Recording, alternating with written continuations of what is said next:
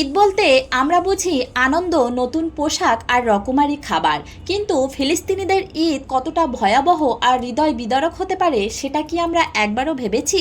ঈদ মানে খুশি, ঈদ মানে আনন্দ, কিন্তু ফিলিস্তিনের প্রতিটি ঈদ যেন রক্তমাখা এক গল্প। শিশুদের হাতে খেলার পুতুলের বদলে থাকে ভাঙা ইট, চোখে থাকে অশ্রু। মা বাবারা হাসি লুকিয়ে বুক ভরা কষ্ট নিয়ে সন্তানদের আদর করে, তবুও ঈদের নামাজে তারা মিলিত হয়, আল্লাহ দরবারে সিজদা দেয়। ফিলিস্তিনের ঈদ মানে অন্যরকম এক দৃঢ়তা। যুদ্ধের ধ্বংসস্তূপের মধ্যেও তারা নতুন জামা পরে দাঁড়ায় ঈদের ময়দানে, হাসে, যদিও সেই হাসির আড়ালে লুকিয়ে থাকে এক বুক যন্ত্রণা। ঈদ এখানে কেবল উৎসব নয়, ঈদ মানে বেঁচে থাকার লড়াই, ঈদ মানে স্বাধীনতার স্বপ্ন। তাদের ঈদ আমাদের শেখায় কঠিন সময়েও হৃদয়ে ভালোবাসা জাগিয়ে রাখা যায়। ঈদের আসল সৌন্দর্য কেবল পোশাক বা খাবারে নয়, বরং ধৈর্য, আত্মত্যাগ আর বন্ধনের মধ্যেই।